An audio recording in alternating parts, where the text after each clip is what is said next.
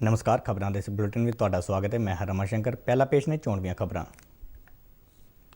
देश के उगे 3 डॉक्टर एम्स के डायरैक्टर रणदीप गुलेरिया, वेदांता के डॉक्टर नरेश त्रेहन, नारायण हैल्थ के डॉक्टर देवी शेट्टी ने कोविड-19 तो बचाव लई वडमुले सुझाव दिते ने। तिन्नां डॉक्टरां ने मरीजों को घर विच ही रहण, मास्क पाउण ते सही समय इलाज कराउण की सलाह दी है।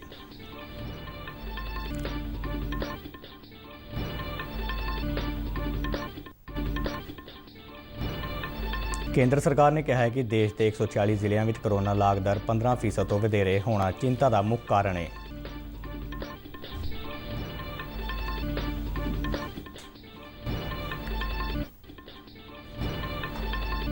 स्वदेशी कोवैक्सीन टीका कोरोना वायरस के डबल म्यूटेंट स्ट्रेन खिलाफ प्रभावशाली है।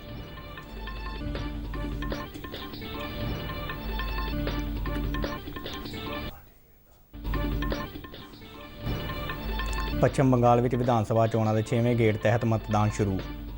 43 विधानसभा सीटों लिए हो रहे मतदान लिए सख्त सुरक्षा प्रबंध किए गए हैं।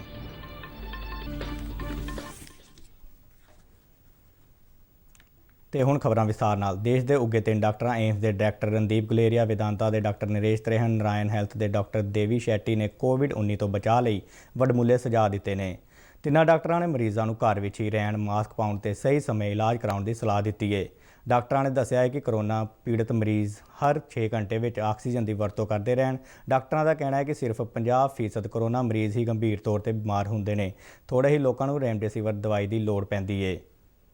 पेश है एक रिपोर्ट। देश के उगे 3 doctor All India Institute of Medical Sciences AIIMS Delhi के director doctor Randeep Guleria, doctor Naresh Trehan और डॉक्टर देवी शेट्टी ने अज एक वीडियो कॉन्फ्रेंस राही कोविड-19 बारे कई सुझाव दिते। डॉक्टर शेट्टी ने कहा कि लोगों को परेशान होने की जरूरत नहीं। कोरोना नाल पीड़ित मरीज हर 6 घंटे में ऑक्सीजन की वरतों करते रहन। डॉक्टर शेट्टी ने कहा कि लोग घरां विच ही रहन ते मास्क पा के रखण। उन्होंने कहा कि सही समय ते ही इलाज जरूरी है। हो सकता है कि आप में कोविड के लक्षण ना हो, तब डॉक्टर आपको घर पर रहने की सलाह देते हैं। ऐसे में अपने आप को आइसोलेट करना बहुत जरूरी है। मास्क पहने और ऑक्सीमीटर से हर 6 घंटे में अपना ऑक्सीजन सैचुरेशन चेक करें। अगर आपका ऑक्सीजन सैचुरेशन 94 है तो कोई परेशानी नहीं है, और अगर ये इससे नीचे जाता है तो आपने डॉक्टर से बात करें। और बहुत जरूरी है कि आप सही वक्त पर सही इलाज लें। Very important that you get the right treatment at the right time. Doctor Naresh Trehan ने लोगों को अपील की कि वो कोरोना के लक्षण महसूस करदे ही खुद को एकांतवास करन। उन्होंने कहा कि लोग हस्पतालों च मौजूद सहूलतों बारे ਵੱਖ-ਵੱਖ हस्पतालों की ऐप्स तो जानकारी ले सकते हैं। उन्होंने ये भी कहा कि जे जरूरी ना होवे तो कोरोना मरीज हस्पताल ना जाण। डॉक्टर त्रेहन ने कहा कि लक्षण होण ते मरीज तुरंत डॉक्टर नाल संपर्क करन। उन्होंने जोर दे के कहा कि बहुत घੱਟ लोगों को हस्पताल की जरूरत पैंदी है। डॉक्टर त्रेहन ने कहा कि सारे कोरोना मरीजों को रेमडेसिविर दवाई की जरूरत नहीं होंदी। उन्होंने सलाह दी कि ऑक्सीजन लैवल विच उतरा चढ़ाव होने ते ही हस्पताल जाना हुंदा। उन्होंने कहा कि सिर्फ पॉजिटिव होने करके ही हस्पताल जाने की जरूरत नहीं पैंदी। मास्क लगाना आप सभी की पहली ड्यूटी है। दूरी बनाकर रखना, हाथ धोना प्रत्येक नागरिक की जिम्मेदारी है। वायरस से बचाव के लिए पिछले साल बेड की संख्या काफी बढ़ाई गई थी, अभी भी और संख्या बढ़ाई जा रही है। मेरी लोगों से अपील है कि अगर आप पॉजिटिव होते हैं तो अस्पताल की तरफ न भागें। जब डॉक्टर आपको बोले तब ही अस्पताल जाएं। मेरी डॉक्टरों से भी अपील है कि जब जरूरत हो तभी मरीज को अस्पताल जाने की सलाह दें। इस कॉन्फ्रेंस दौरान एम्स दिल्ली के डायरैक्टर डॉक्टर रणदीप गुलेरिया ने कहा कि सिर्फ 15% कोरोना मरीज ही गंभीर तौर पर बीमार होंदे ने ते थोड़े ही लोगों को रेमडेसिविर वर्गियां दवाइयां की लोड़ पैंदी है ਅਤੇ बहुत घੱਟ लोगों को हस्पताल जाने की जरूरत पैंदी है। उन्होंने कहा कि ज़्यादातर कोरोना मरीज घर विच एकांतवास दौरान ही ठीक हो जाते हैं। डॉक्टर गुलेरिया ने दस्सिया कि 85% कोरोना मरीज बिना रेमडेसिविर तो ठीक हुए ने।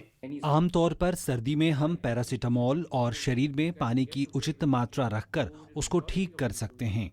ऐसा कोई आंकड़ा नहीं है जो ये दर्शाता है कि बीमारी के आम लक्षणों में रेमडेसिविर असरदार है। आंकड़े ये भी नहीं साबित करते कि ये मृत्यु दर को कम करता है, बल्कि ये बस अस्पताल में रोगी के स्टे यानी ठहरने के समय को कम करता है। विश्व स्वास्थ्य संगठन द्वारा की गई एक बड़ी शोध में इसके नतीजे नकारात्मक रहे हैं और ये शोध रेमडेसिविर की भूमिका के बारे में नहीं बताती है। हमें ये ध्यान में रखना होगा कि ये कोई जादुई दवा नहीं है।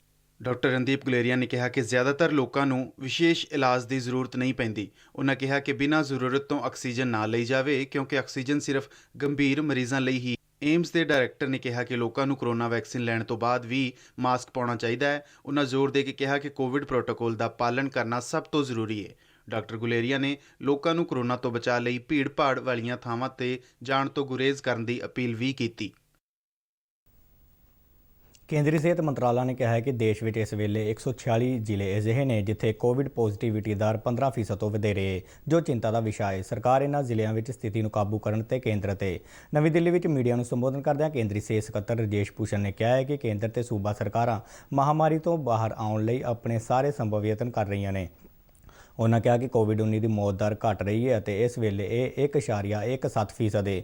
ਉਹਨਾਂ ਕਿਹਾ ਕਿ 5 ਸੂਬੇ ਅਜਿਹੇ ਨੇ ਜਿੱਥੇ 1 ਲੱਖ ਤੋਂ ਵੱਧ ਐਕਟਿਵ ਕੇਸ ਨੇ। ਇਹ ਸੂਬੇ ਨੇ ਮਹਾਰਾਸ਼ਟਰ, ਉੱਤਰ ਪ੍ਰਦੇਸ਼, ਕਰਨਾਟਕ, ਛੱਤੀਸਗੜ੍ਹ ਅਤੇ ਕੇਰਲ। ਸਿਹਤ ਸਕੱਤਰ ਨੇ ਕਿਹਾ ਹੈ ਕਿ ਕੇਂਦਰ ਤੇ ਸੂਬਾ ਸਰਕਾਰਾਂ ਮਿਲ ਕੇ ਬੈੱਡ, ਆਕਸੀਜਨ ਅਤੇ ਦਵਾਈਆਂ ਸਮੇਤ ਸਿਹਤ ਸਹੂਲਤਾਂ ਮਜ਼ਬੂਤ ਕਰਨ ਵਿੱਚ ਜੁਟੇ ਹੋਏ ਨੇ। ਬੈੱਡਾਂ ਦੀ ਉਪਲਬਧਤਾ ਬਾਰੇ ਸਕੱਤਰ ਨੇ ਦੱਸਿਆ ਕਿ ਦਿੱਲੀ ਵਿੱਚ ਕੇਂਦਰ ਸਰਕਾਰ ਦੇ ਹਸਪਤਾਲਾਂ ਵਿੱਚ ਬੈੱਡਾਂ ਦੀ ਗਿਣਤੀ ਵਧਾ ਕੇ 2105 ਕੀਤੀ ਗਈ ਹੈ, ਜਿਸ ਵਿੱਚ 230 ICU ਬੈੱਡ ਨੇ। ਉਹਨਾਂ ਕਿਹਾ ਕਿ ਆਉਂਦੇ 2 ਹਫ਼ਤਿਆਂ ਵਿੱਚ 164 ਹੋਰ ਆਕਸੀਜਨ ਬੈੱਡ ਅਤੇ 122 ICU ਬੈੱਡ ਜੋੜੇ ਜਾਣਗੇ। ਉਹਨਾਂ ਕਿਹਾ ਕਿ ਰੇਲਵੇ ਨੇ ਸ਼ਾਹਪੁਰ, ਬਸਤੀ ਅਤੇ ਆਨੰਦ ਵਿਹਾਰ ਸਟੇਸ਼ਨਾਂ ਤੇ ਆਪਣੇ ਕੋਚਾਂ ਰਾਹੀਂ 1200 ਬੈੱਡ ਉਪਲਬਧ ਕਰਵਾਏ ਨੇ। ਉਹਨਾਂ ਕਿਹਾ ਕਿ DRDO ਨੇ ਵੀ ਧੌਲਾ ਕੂਆਂ ਵਿੱਚ ਆਪਣੇ ਹਸਪਤਾਲ ਸ਼ੁਰੂ ਕੀਤੇ ਨੇ, ਜਿੱਥੇ 250 ਬੈੱਡ ਪਹਿਲਾਂ ਹੀ ਉਪਲਬਧ ਨੇ ਅਤੇ 250 ਅੱਜ ਸੰਚਾਲਿਤ ਹੋ ਜਾਣਗੇ। ਭਾਰਤ ਬਾਇਓਟੈਕ ਅਤੇ ICMR ਨੇ ਕੋਵਿਸ਼ੀਲਡ ਟੀਕੇ ਦੇ ਤੀਜੇ ਪੜਾਅ ਦੇ ਅੰਤਰਿਮ ਨਤੀਜਿਆਂ ਦਾ ਐਲਾਨ ਕੀਤਾ ਹੈ।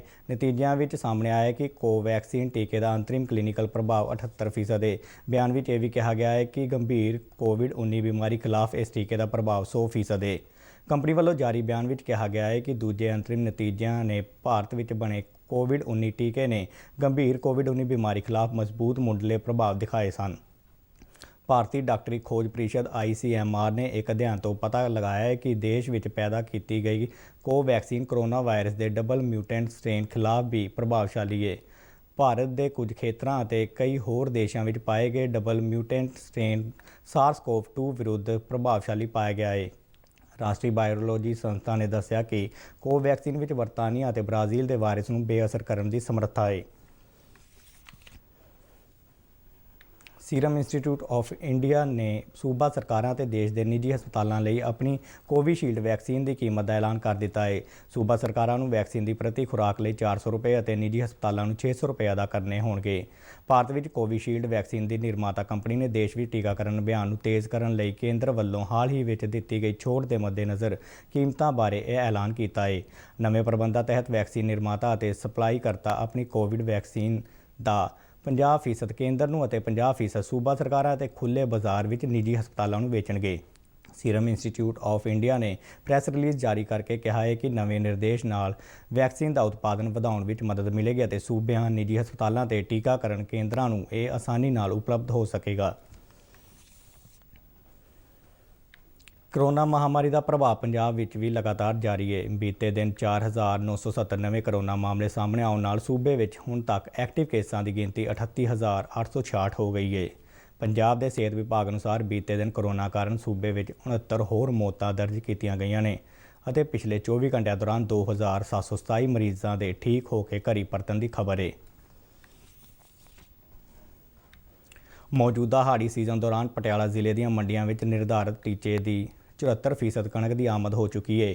ਮੰਡੀਆਂ ਵਿੱਚ ਪੁੱਜੀ 96% ਕਣਕ ਵੱਖ-ਵੱਖ ਖਰੀਦ ਏਜੰਸੀਆਂ ਵੱਲੋਂ ਖਰੀਦ ਲਈ ਗਈ ਹੈ ਤੇ ਕਿਸਾਨਾਂ ਨੂੰ 284 ਕਰੋੜ 74 ਲੱਖ ਰੁਪਏ ਦੀ ਰਕਮ ਸਿੱਧੀ ਅਦਾਇਗੀ ਰਾਹੀਂ ਉਹਨਾਂ ਦੇ ਖਾਤਿਆਂ ਵਿੱਚ ਟ੍ਰਾਂਸਫਰ ਕੀਤੀ ਜਾ ਚੁੱਕੀ ਹੈ। ਇਸ ਸੰਬੰਧੀ ਵਧੇਰੇ ਜਾਣਕਾਰੀ ਦਿੰਦਿਆਂ ਜ਼ਿਲ੍ਹਾ ਖੁਰਾਕ ਸਪਲਾਈ ਕੰਟਰੋਲਰ ਹਰਸ਼ਰਨਜੀਤ ਸਿੰਘ ਨੇ ਦੱਸਿਆ ਕਿ 10 ਅਪ੍ਰੈਲ ਤੋਂ ਸ਼ੁਰੂ ਹੋਈ ਸਰਕਾਰੀ ਖਰੀਦ ਦੇ 10 ਦਿਨਾਂ ਦੇ ਅੰਦਰ ਹੀ ਜ਼ਿਲ੍ਹੇ ਦੀਆਂ ਨਿਰਧਾਰਤ ਟੀਚੇ 8,35,000 ਮੀਟ੍ਰਿਕ ਟਨ ਦੀ 74% ਕਣਕ ਮੰਡੀਆਂ ਵਿੱਚ ਆ ਚੁੱਕੀ ਹੈ। ਉਹਨਾਂ ਦੱਸਿਆ ਕਿ ਕਿਸਾਨਾਂ ਨੂੰ ਉਹਨਾਂ ਦੀ ਜਿੰਸ ਦੀ ਅਦਾਇਗੀ ਦਾ ਕੰਮ ਵੀ ਤੇਜ਼ੀ ਨਾਲ ਜਾਰੀ ਹੈ।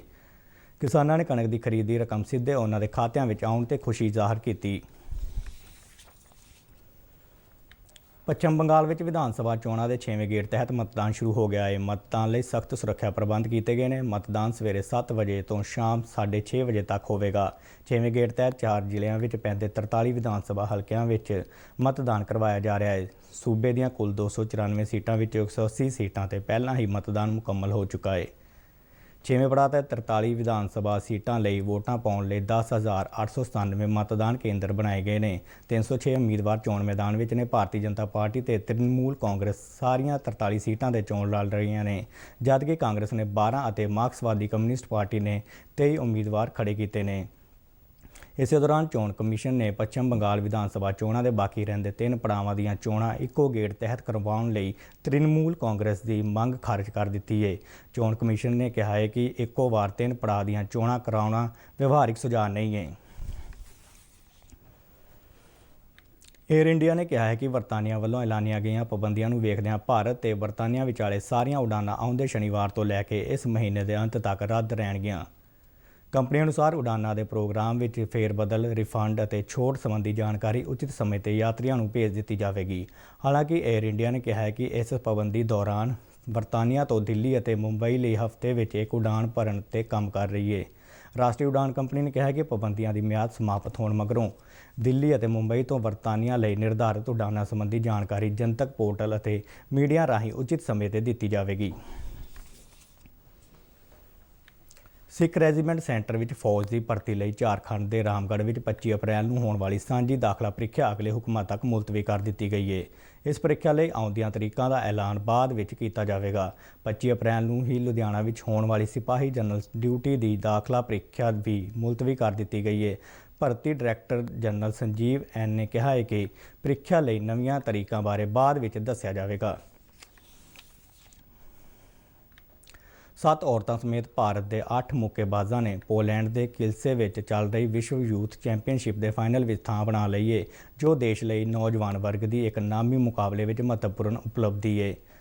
8 ਖਿਡਾਰੀਆਂ ਦੇ ਫਾਈਨਲ 'ਚ ਥਾਂ ਬਣਾਉਣ ਤੋਂ ਇਲਾਵਾ 3 ਹੋਰ ਮੁੱਕੇਬਾਜ਼ਾਂ ਨੇ ਕਾਂਸੇ ਦੇ ਤਮਗੇ ਵੀ ਜਿੱਤੇ ਨੇ, ਜਿਸ ਨਾਲ ਭਾਰਤ ਨੇ ਘੱਟੋ-ਘੱਟ 11 ਤਮਗੇ ਪੱਕੇ ਕਰਕੇ 2018 ਵਿੱਚ ਹੰਗਰੀ ਵਿੱਚ 10 ਤਮਗੇ ਜਿੱਤਣ ਦੇ ਆਪਣੇ ਰਿਕਾਰਡ ਨੂੰ ਤੋੜਿਆ ਹੈ। ਡੀਡੀ ਪੰਜਾਬੀ ਦੇ ਖਬਰਾਂ ਦੇ ਬੁਲੇਟਿਨ ਸਾਡੇ ਦਰਸ਼ਕ YouTube channel RNU DDK Jalandhar ਤੇ ਵੀ ਦੇਖ ਸਕਦੇ ਨੇ ਅਤੇ ਇਹ ਬੁਲੇਟਿਨ RNU ਜਲੰਧਰ ਦੇ ਟਵਿੱਟਰ ਹੈਂਡਲ ਅਤੇ Facebook ਪੇਜ ਤੇ ਉਪਲਬਧ ਨੇ। ਬੁਲੇਟਿਨ ਦੇ ਅਖੀਰ ਵਿੱਚ ਚੋਣਵੀਆਂ ਖਬਰਾਂ ਇੱਕ ਵਾਰ ਫਿਰ ਤੋਂ। ਦੇਸ਼ ਦੇ ਉੱਗੇ 3 ਡਾਕਟਰਾਂ ਏਮਸ ਦੇ ਡਾਇਰੈਕਟਰ ਰਣਦੀਪ ਗੁਲੇਰੀਆ, ਵੇਦਾਂਤਾ ਦੇ ਡਾਕਟਰ ਨਰੇਸ਼ ਤ੍ਰਿਹਨ, ਨਾਰਾਇਣ ਹੈਲਥ ਦੇ ਡਾਕਟਰ ਦੇਵੀ ਸ਼ੈਟੀ ਨੇ ਕੋਵਿਡ-19 ਤੋਂ ਬਚਾਅ ਲਈ ਵੱਡਮੁੱਲੇ ਸੁਝਾਅ ਦਿੱਤੇ ਨੇ। ਤਿੰਨਾਂ ਡਾਕਟਰਾਂ ਨੇ ਮਰੀਜ਼ਾਂ ਨੂੰ ਘਰ ਵਿੱਚ ਹੀ ਰਹਿਣ, ਮਾਸਕ ਪਾਉਣ ਤੇ ਸਹੀ ਸਮੇਂ ਇਲਾਜ ਕਰਵਾਉਣ ਦੀ ਸਲਾਹ ਦਿੱਤੀ ਹੈ।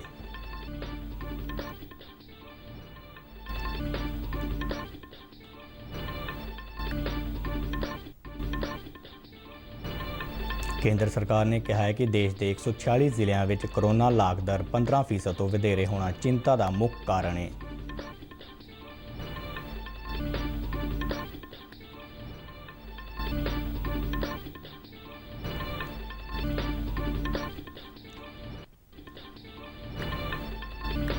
स्वदेशी कोवैक्सीन टीका कोरोना वायरस के डबल म्यूटेंट स्ट्रेन खिलाफ प्रभावशाली है।